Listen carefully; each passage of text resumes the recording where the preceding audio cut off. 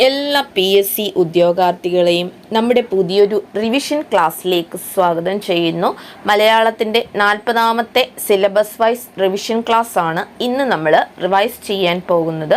പര്യായ പദവും സമാസത്തിലെ തൽപുരുഷ സമാസത്തിൻ്റെ കുറച്ച് ഉദാഹരണങ്ങളുമാണ് നമ്മൾ ഇന്ന് റിവൈസ് ചെയ്യാൻ പോകുന്നത്. പര്യായ പദങ്ങൾ: ഭാര്യ, പത്നി, വാമഭാഗം, കളത്രം. ഭാര്യ, പത്നി, വാമഭാഗം, കളത്രം. ഭർത്താവ്, പതി, കാന്തൻ, വല്ലഭൻ. പതി, കാന്തൻ, വല്ലഭൻ. അച്ഛൻ, താതൻ, ജനകൻ, പിതാവ്. അച്ഛൻ, താതൻ, ജനകൻ, പിതാവ്. അമ്മ, മാതാവ്, ജനനി, അമ്പ. അമ്മ, മാതാവ്, ജനനി, അമ്പ. ഒന്നുകൂടെ നമുക്ക് നോക്കാം. ഭാര്യ, പത്നി, വാമഭാഗം, കളത്രം. ഭർത്താവ്, പതി, കാന്തൻ, വല്ലഭൻ. അച്ഛൻ, താതൻ, ജനകൻ, പിതാവ്. അമ്മ, മാതാവ്, ജനനി, അമ്പ. അമ്മ, മാതാവ്, ജനനി, അമ്പ. അടുത്തത് നമുക്ക് നോക്കാം. ആന: വാരണം, ഗജം, ദന്തി, ഹസ്തി. ആന, വാരണം, ഗജം, ദന്തി, ഹസ്തി.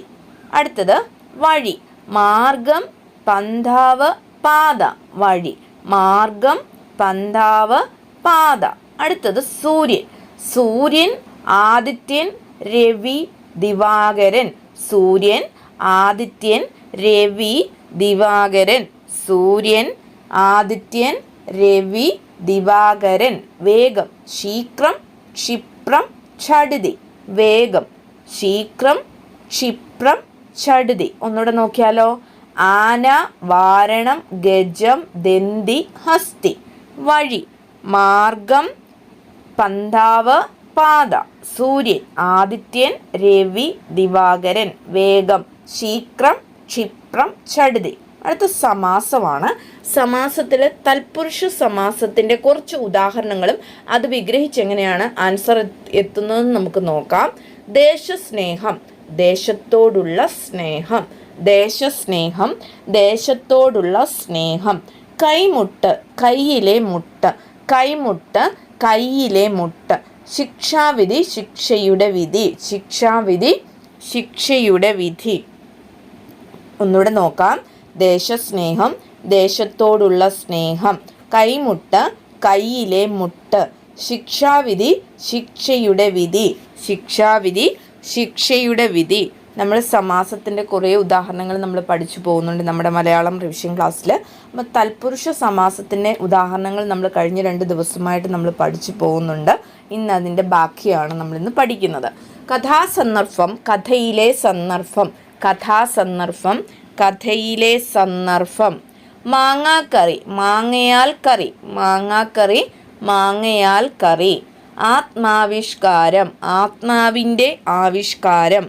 ആത്മാവിഷ്കാരം, ആത്മാവിൻ്റെ ആവിഷ്കാരം. ഒന്നുകൂടെ നോക്കിയാലോ. കഥാസന്ദർഭം, കഥയിലെ സന്ദർഭം.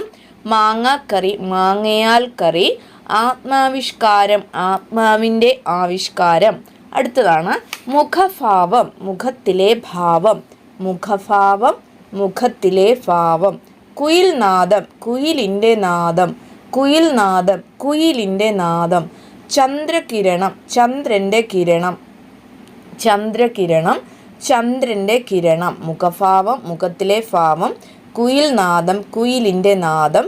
ചന്ദ്രകിരണം, ചന്ദ്രൻ്റെ കിരണം. അടുത്തതാണ് അമ്പലമണി. അമ്പലമണി, അമ്പലത്തിലെ മണി. അമ്പലമണി, അമ്പലത്തിലെ മണി.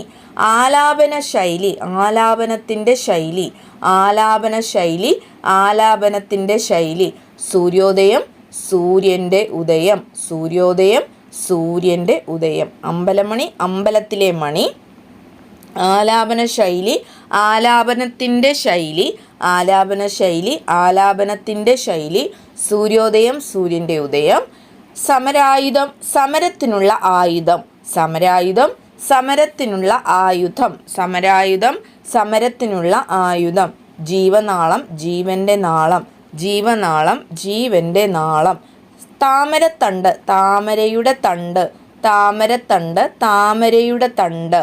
സമരായുധം, സമരത്തിനുള്ള ആയുധം, ജീവനാളം ജീവൻ്റെ നാളം, താമരത്തണ്ട് താമരയുടെ തണ്ട്. നന്നായി പഠിക്കുവാണെങ്കിൽ നമ്മൾ ഏകദേശം 8 പര്യായപദങ്ങൾ നമ്മൾ പഠിച്ചു കഴിഞ്ഞു. ഇന്നത്തെ ദിവസത്തെ റിവിഷൻ ക്ലാസ്സിൽ നമ്മൾ പഠിച്ചതാണ്. 8 പര്യായപദങ്ങൾ നമ്മൾ ഇന്ന് കംപ്ലീറ്റ് ചെയ്തു. ഈ ഒരു റിവിഷൻ ക്ലാസ്സോടുകൂടി നമ്മൾ കംപ്ലീറ്റ് പോർഷനും പര്യായപദങ്ങൾ തീർത്തിരിക്കുകയാണ്. ഇനി ഒരു തൽപുരുഷൻ, ഇനി എക്സാമിന് വരുന്ന റിപ്പീറ്റഡ് ആയിട്ട് വന്നിട്ടുള്ള ക്വസ്റ്റ്യൻസും ഒക്കെയാണ് നമ്മുടെ റിവിഷൻ ക്ലാസ്സിൽ റിവൈസ് ചെയ്യാൻ ഉദ്ദേശിക്കുന്നത്. ഏകദേശം സിലബസ് വൈസ് കംപ്ലീറ്റ് ആയിട്ടുണ്ട്. കാണാതെ പഠിക്കേണ്ടതും എഴുതി പഠിക്കേണ്ടതുമായിട്ടുള്ള പല കാര്യങ്ങളും കഴിഞ്ഞു. ഇനിയും ഡെയിലി പ്രാക്ടീസിലൂടെ നമുക്ക് കുറേ കാര്യങ്ങൾ നേടാനുണ്ട്. അങ്ങനെ കുറേ കാര്യങ്ങളാണ് മലയാളത്തിൽ ഇനിയും നമുക്ക് സ്വന്തമാക്കാനുള്ളത്. അപ്പോൾ തൽപുരുഷ സമാസത്തിൻ്റെ കുറേയേറെ എക്സാമ്പിൾ നോക്കി 15 ഉദാഹരണങ്ങളാണ് നമ്മളിന്ന് പഠിച്ചത്. തൽപുരുഷ സമാസത്തിലെ 11 ഉദാഹരണങ്ങൾ നമ്മൾ പഠിച്ചു കഴിഞ്ഞു. എന്തൊക്കെയാണ് എന്ന് നമ്മൾ വിശദമായിട്ട് തന്നെ ഒരു 3 ആവർത്തിയിൽ മേൽ നമ്മൾ റിവൈസ് ചെയ്ത് പോയിട്ടുണ്ട്. അറിയാൻ വയ്യാത്തതും സംശയമുള്ളതുമായ കാര്യങ്ങൾ മാത്രം ഒന്ന് നോട്ട് ചെയ്ത് പഠിക്കുക. അറിയാവുന്നതും നിങ്ങൾ ക്വസ്റ്റ്യൻ വായിക്കുമ്പോൾ തന്നെ നിങ്ങൾക്ക് ഉത്തരത്തിലെത്താൻ സാധിക്കുന്നതുമായ കാര്യങ്ങൾ നിങ്ങൾ നോക്കുകയേ വേണ്ട. ജസ്റ്റ് ഒന്ന് റിവൈസ് ചെയ്ത് പോയാൽ മാത്രം മതി. നോട്ട് ചെയ്ത് വെക്കേണ്ട കാര്യങ്ങൾ മാത്രം നോട്ട് ചെയ്ത് വെക്കുക. നന്നായിട്ട് പ്രിപ്പയർ ചെയ്യുവാണെങ്കിൽ നമുക്ക് ഈ വർഷം തന്നെ നമ്മൾ ആഗ്രഹിച്ച ജോലി നേടുവാൻ സാധിക്കും. പല പ്രധാനപ്പെട്ട പോർഷനും നമുക്ക് ഷോർട്ട് വീഡിയോ ആയിട്ട് നമുക്ക് റിവൈസ് ചെയ്ത് പോകാം. ഒരു മാക്സിമം ഒരു 5 എണ്ണമൊക്കെ നമുക്ക് റിവൈസ് ചെയ്ത് പോകാം. നന്നായിട്ട് പ്രയോജനപ്രദമാകുന്ന വിധത്തിലാണ് നമ്മുടെ റിവിഷൻ ക്ലാസ് ഇപ്പോൾ പോകുന്നത്. മലയാളം കണ്ടിന്യൂസ് എടുത്തപ്പോൾ ചിലർക്കൊക്കെ ബോറായി കാണുമല്ലോ. എങ്കിലും സാരമില്ല. നമ്മുടെ മാക്സിമം മാർക്ക് സ്കോർ ചെയ്യാൻ വേണ്ടിയാണ് ഇങ്ങനെ ഒരു പോർഷൻ വൈസ് കംപ്ലീറ്റ് ആക്കി പോയത്. എല്ലാവരും ആഗ്രഹിച്ച ജോലി നേടുവാൻ സാധിക്കട്ടെ. എല്ലാവർക്കും വിജയാശംസകൾ നേരുന്നു.